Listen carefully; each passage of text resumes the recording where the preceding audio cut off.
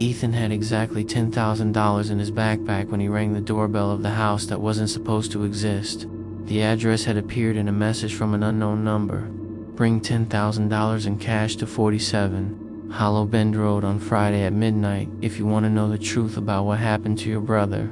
No sender name, no follow-up, no typing dots. Just that single message, sitting on his phone like a hooked claw. Ethan had stared at it for a long time, thumb hovering over delete. This had to be a joke, a scam, some messed up prank. Except for one thing, they mentioned his brother. No one joked about Liam. Liam had disappeared 6 months ago. No body, no note, no digital trace. His last known location was a dead spot on the map, a patch of forest off some forgotten road. The police searched, volunteers searched, drones swept overhead. Nothing. It was like he had been erased. Only Ethan knew about the $10,000, the exact amount his brother had kept hidden in a lockbox under a loose floorboard, the money that vanished with him. Whoever sent that message knew too much. So now, under a sky smeared with low, dirty clouds, Ethan stood at the edge of Hollow Bend Road with cold air biting his face. The street itself shouldn't have been there. He'd grown up in this town. There was no Hollow Bend Road on any map, but when he followed the coordinates from the message, his GPS glitched and recalibrated, dropping a thin gray line across the screen. Hollow Bend RD.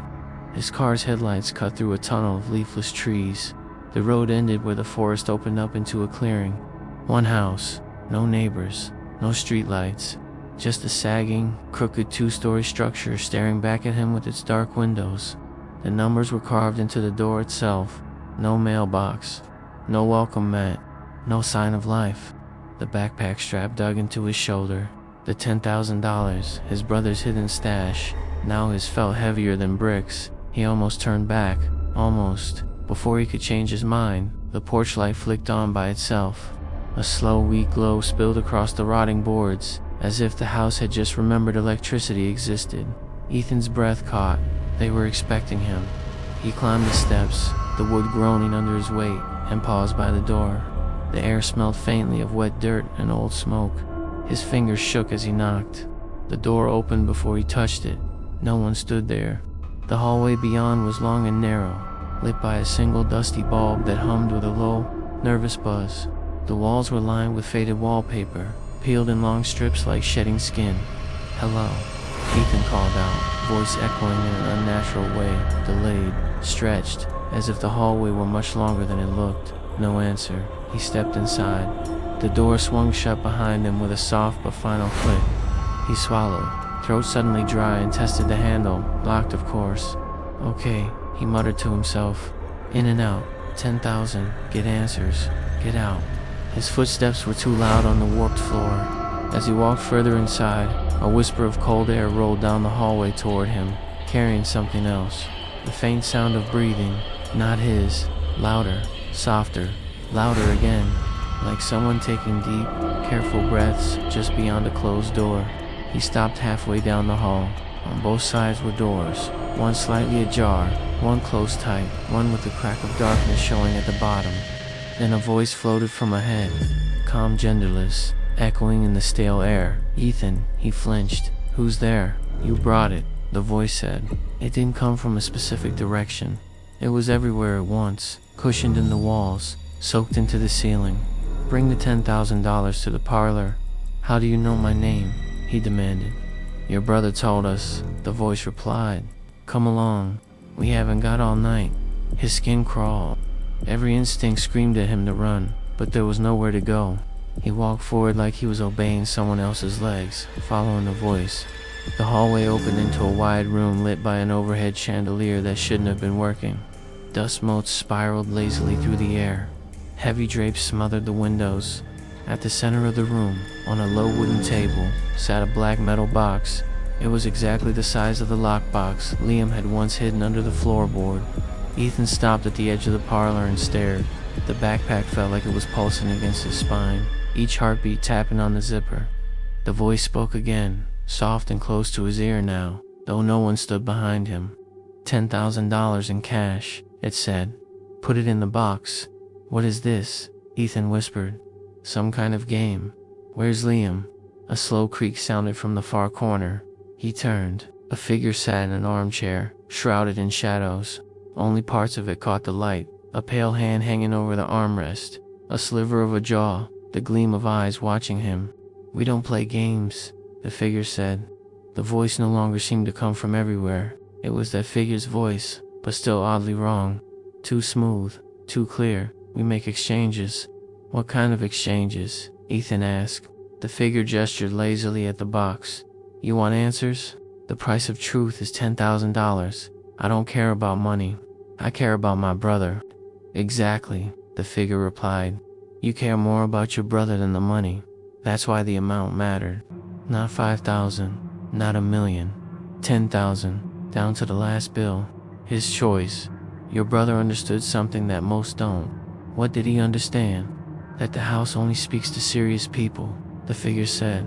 "People willing to offer something real. Money, blood, time. It doesn't matter what, as long as it hurts to give it." Ethan's heart hammered. "You're talking like this house is alive, isn't it?"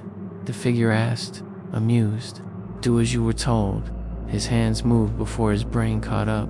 He slid off the backpack, unzipped it, and pulled out the neatly banded stacks of bills. $10,000 in mixed denominations. He'd counted them twice, feeling a strange guilt each time his fingers touched the money. He lifted the lid of the metal box. Inside, nothing but darkness. Not empty space. Darkness, thick and heavy, like someone had poured ink into it. The air above it felt colder. He hesitated. "Put it in," the figure said, voice quiet now. He dropped the stacks into the box. They didn't land with a soft thump of money on metal. Instead, each stack fell without sound, swallowed as if falling through endless depth. No echo, no resistance. They just vanished. The darkness inside the box quivered, then smoothed out again. Ethan swallowed hard. There, $10,000. Now tell me what happened to Liam. The chandelier flickered. The drapes trembled even though the air was still. From somewhere in the walls, Ethan heard a distant wet scratching, like nails dragged slowly across damp wood. The figure shifted in the armchair. He didn't ask the right question. "What?" Ethan snapped. "What do you—" The figure leaned forward just enough that the light caught its face. For a split second, Ethan thought he was looking at a stranger. Then his lungs forgot how to work. "Eliam," he choked out. His brother's face stared back at him, pale, thinner eyes sunken and ringed with shadows. But it was him. The curve of his nose, the slight scar above his eyebrow, the crooked angle of his lips. "Hey, little brother," Liam said. Ethan stumbled back. "No, you're dead. You're missing," they said. "They said they couldn't find me." Liam grinned, but it didn't quite reach his eyes. "Doesn't mean I'm dead." Ethan rushed forward, but something invisible stopped him, a thick barrier in the air. He slammed into it and bounced back, gasping. His palms stung. The space between them shimmered, faintly warped, like heat above asphalt. Liam's expression didn't change. "You shouldn't try to cross," he said. "The house doesn't like that." "What is this place?" Ethan begged. "What happened to you?" Liam paused for a long time before answering.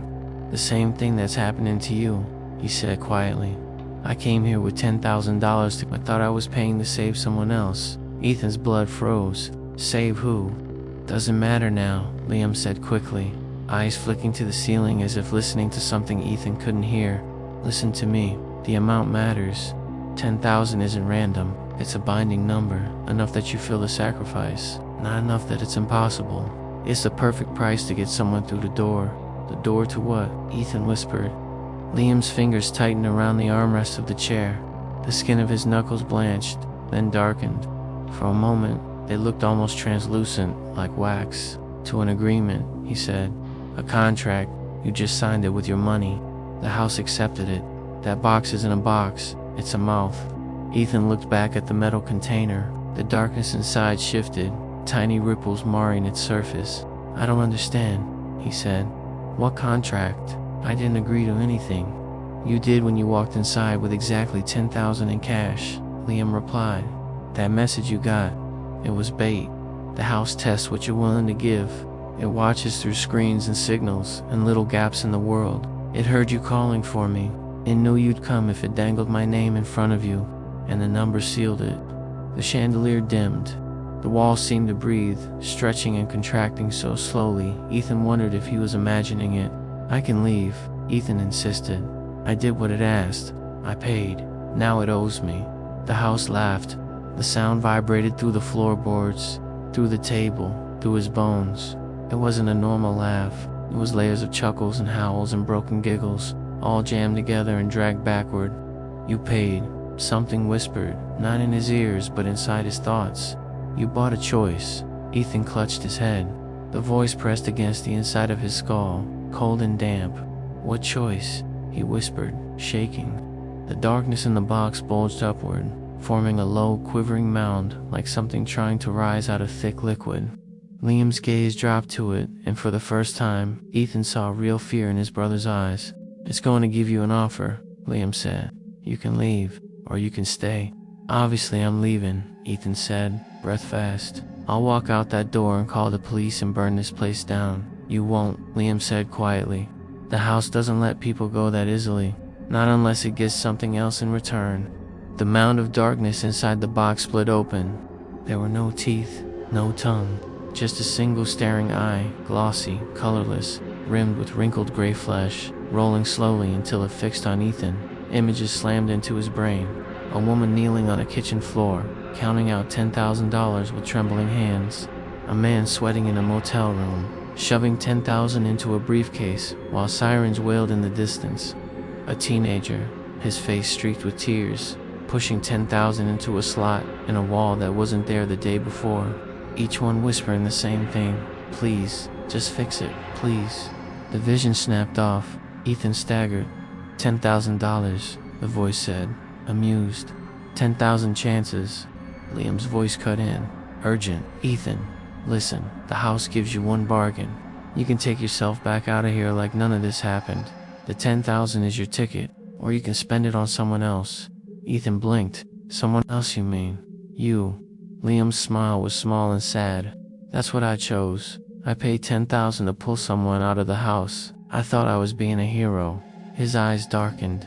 "I didn't realize the money doesn't disappear. It accumulates. Every 10,000 adds another thread, another debt. The house keeps score." "You paid 10,000 for someone," Ethan said slowly. "So why are you here?" "Because I chose wrong," Liam whispered. "I chose myself." The chandelier flickered violently. "I tried to trade my money to free me from something I deserved," Liam said. "I lied. I owed more than money. The house doesn't like cheats. It took my money, sent me back, and then it came for me anyway. Pulled me right out of the world, like yanking a weed. No one saw. No alarms, just gone." Ethan felt sick. "Then what am I supposed to do?" "Decide," the house hissed inside him. "Your 10,000 purchases release. One name, one soul." The eye jerked in the box, orienting on him again. "Your brother is bound by his own bargain. He paid wrong. He lied. But your money does not lie." Ethan stared at Liam. "So I can free someone trapped here? For real?" Liam looked at him steadily. "Yes." "Then I pick you," Ethan said instantly. "Liam. I choose Liam." The house shivered. The walls bulged outward, paint cracking. The drapes fluttered, though no wind blew. For a heartbeat, the whole room seemed to tilt like a ship in rough water. "The brother," the house whispered. "The one who paid for himself." "Yes," Ethan said. "Take the money. Take the deal. Give him back." Cold slithered through his veins, icy tendrils creeping from his chest to his fingers. "He owes more than 10,000, the voice said. "He owes time. He owes breath. He owes days. He stole lives. He altered. Choices he bent." "What is it talking about?" Ethan demanded, turning to Liam. "What did you do?" Liam's gaze dropped. "I was desperate," he said quietly. "I found the house online. Rumors, stories. They all said the same thing. If you bring exactly $10,000, the house can change anything. Fix mistakes. Undo tragedies I thought I could. Rewrite things. I thought I could make sure Mom never got sick, that Dad never left. I tried to rearrange too much. You can't cheat the balance like that. You did it for us," Ethan said, voice cracking. "I did it for me," Liam corrected. "I didn't want to suffer. I didn't want to watch everything fall apart." The house kept its side in twisted ways. Mom's cancer came later instead of earlier. Dad stayed just long enough to hurt us more. Every change came with rot underneath. I started to realize I wasn't fixing things. I was stacking debts. The eye in the box blinked, thick membrane scraping slowly across its surface. $10,000 cannot pay for his account, the house said, but $10,000 can pay for someone else's. Ethan's chest tightened. What do you mean, someone else? Liam's voice was calm now. Too calm. You can't save me, he said. Not completely. Not with just $10,000. The house is offering you another way. You can spend your bargain on someone trapped here who didn't cheat. Someone whose debt is equal to the money. Someone who screamed, who cried, who begged, but who still followed the rules. Faces flashed through Ethan's mind, though he had never seen them. The woman on the kitchen floor, the man in the motel, the crying teenager. Anonymous souls with $10,000 bargains sealed and swallowed. Why would I save a stranger instead of you? Ethan demanded. Because it's the only way you walk out of here with your mind, Liam said sharply. If you spend your choice on me, the house will take your life to pay the difference. It will let one of us walk, and I know which one it will pick. Only one may leave if you pay for the liar. The house purred. Brother against brother. $10,000 is a small price for a betrayal worth watching. Silence collapsed over the room like a heavy blanket. Ethan felt the backpack strap, still hanging from his hand. Empty now. He remembered the way the bills had looked. Neat, green, ordinary. $10,000. It had seemed like so much a few days ago. Now it felt laughably small compared to what it had bought him. A choice that could break him in half. Liam stood up from the chair. The invisible barrier shimmered again, flexing as he approached it. If he tried to cross, Ethan saw his skin ripple and blur at the edges, as if he were made of smoke held in a fragile shape. You have two real options, Liam said quietly. Pick me and die in my place, or pick someone else and live, knowing you left me here. That's not a choice, Ethan whispered. That's torture. Liam's eyes were wet now. That's the point. Ethan's breath came in shallow bursts. His thoughts churned. Could he really die here? Could he really look at his brother and say, I choose me? His shaking fingers brushed the top of the metal box. The eye twisted to follow his touch, damp and unblinking. Who are these other people? Ethan asked hoarsely. The ones I could save. 10,000 buys, one soul, the house repeated. Any soul who paid the proper price. There is the woman who used her last money to save her child but changed nothing. There is the man who tried to sell his sorrow and got more. There is the boy who gave up his future to erase a single mistake. Images flickered again, clearer this time. A woman clutching a photo of a little girl in a hospital bed. A man staring at divorce papers with shaking hands. A boy deleting a message as a car crashed in the distance. All of them here. All of them swallowed by this place. Wrapped in invisible contracts, signed with $10,000. They're trapped, Ethan said. Like you. Like me, Liam agreed. But they didn't lie to the house like I did. Their ledgers are cleaner. Your 10,000 can't balance theirs. His lips trembled. It won't balance mine. Ethan's vision blurred with tears. I can't leave you, he whispered. You can, Liam said. You have to. I made this mess. I dragged this into our lives. You showing up with that backpack. He laughed softly, bitterly. That wasn't just the house. That was me. I called you. I wanted you to save me. Then I saw what it was offering you instead, and I can't let you pay what I should. He stepped closer to the shimmering barrier until his face was only inches from Ethan's. I already stole from the house, Liam said. I already tried to bend the rules. Don't let it bend you. Don't let $10,000 become the price of your soul, too. The room seemed to lean in, listening. The ceiling creaked. The shadows thickened. The eye in the box dilated, black pupil expanding until it devoured most of its surface. Decide, the house whispered. $10,000 has been spent. Do not waste my time. Ethan's thoughts spun faster and faster until something in him snapped into terrible, sharp focus. He had always thought of $10,000 as a lot of money. He'd watched Liam stash it away, whispering about opportunities, emergencies, escape plans. Now he understood. The money was never really theirs. It had always belonged to this place. It was bait, a down payment, a hook.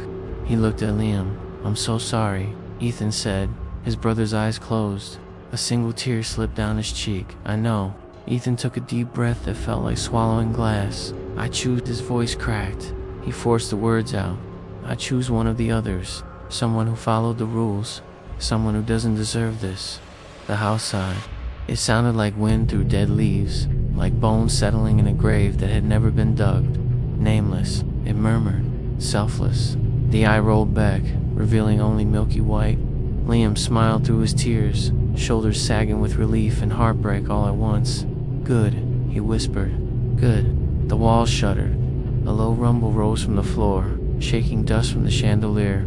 The darkness inside the box surged upward, swallowing the eye, then spilling over the edges like smoke. It rolled across the table, under Ethan's hands, around his wrists. It was cold, but not painful. A soul is freed, the house announced. One whose debt has been paid. Somewhere in the walls, a distant scream cut off mid-breath, not of fear, but of sudden shock and wild hope. Ethan's heart clenched. He had no idea who he'd just saved. A mother, a father, a frightened kid. Someone who had walked into this nightmare with $10,000 and never walked out. And he had chosen them over his own brother. The darkness tightened around his hands, then seeped into his skin, leaving no mark behind. Liam's body flickered like a bad video feed. For an instant, Ethan saw something behind his brother's face, something vast and cold and hungry, wrapped around his outline like a cage made of shadows. It'll remember this, Liam said softly. The house. It doesn't like being denied a tragedy. It wanted us to destroy each other. But you, he exhaled, you broke the pattern. Does that help you at all? Ethan asked desperately. Does it change anything for you? Yes, Liam said. His voice echoed oddly, as if you were already far away. It means I lost my last chance to drag you down with me, he said with a crooked smile, and that's something I can live with. Or whatever this is. The barrier between them thickened, the air turning almost solid. Liam's features blurred, his edges dissolving into the darkness behind him. You need to leave now, he said, before it changes its mind. How? Ethan asked, spinning. The door's locked. The house. The parlor door creaked open on its own. Beyond it, the hallway stretched straight and harmless, lit by that single buzzing bulb. Walk, Liam said. Don't run. Don't look back. No matter what you hear. Ethan hesitated. I'll come back for you, he said, even as the words fell hollow in his mouth. I'll find a way. I don't care if it's 10,000 or 10 million. No, Liam snapped, sudden fury in his tone. Don't you dare. Don't bring it more. Don't feed it again. That's how it grows. That's how it reaches further. Let me be the last debt in our family. Promise me, Ethan. Tears blurred Ethan's eyes again. I promise. Liam's face softened. Then go. Ethan turned. The hallway seemed longer now, stretching ahead like a throat. The walls pulsed gently, breathing in time with some deep unseen heart. As he stepped out of the parlor, the drapes flapped behind him. The chandelier cracked, and the room plunged into darkness. He walked with every step. Faint whispers brushed past his ears. Snatches of voices, broken sobs, pleading bargains. I didn't mean it. I'll pay more. Please, just one more chance. His feet thudded on the floorboards. The front door loomed ahead, shut tight. He expected it to slam in his face, to melt into the wall, to vanish. Instead, it opened. Cold night air rushed in, smelling of damp earth and gasoline. The world outside looked wrong for a moment, too bright, too real, like someone had adjusted the contrast. He stepped over the threshold. As his foot touched the porch, the whisper stopped. Silence. He turned, despite his brother's warning. The house stood still and silent. No lights, no movement behind the windows, no sign that it had ever woken up at all. But where the door had been, there was now only a blank, rotting wall. Hollow Bend Road behind him was just a gravel stretch leading back to the main highway. His car waited where he had left it, hood gleaming dully under the clouded moon. Ethan's phone buzzed in his pocket, hands trembling. He pulled it out. One new message from an unknown number. $10,000 well spent. Never come back. He stared at the words until they blurred.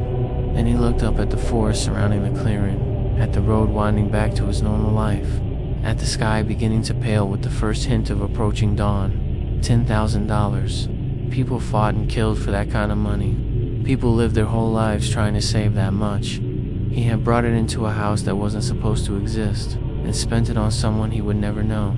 He thought of Liam, still inside, bound by a different kind of debt. not measured in currency, but in choices, lies, the weight of trying to fix everything with a price tag. Ethan got into his car, hands icy on the steering wheel. As he drove away, the radio flickered on by itself, though he hadn't touched the controls. Static hissed for a long moment. Then, faintly, a familiar voice came through. Liam's, distorted but unmistakable. "Live a boring life, okay?" His brother whispered through the speakers. "No more bargains. No more shortcuts. No more $10,000 miracles." The static swallowed his voice. The radio went dead. Ethan drove, the digits 10,000 burning behind his eyelids every time he blinked. $10,000 had not bought his brother back. It had not rewritten the past. It had not given him what he thought he wanted. Instead, it had bought him something worse and better at the same time. The knowledge that some prices are not meant to be paid, and that some houses, in some forgotten places, will always be waiting for the next desperate soul to show up with a backpack and exactly $10,000, ready to ask a simple question: what would you give to change everything?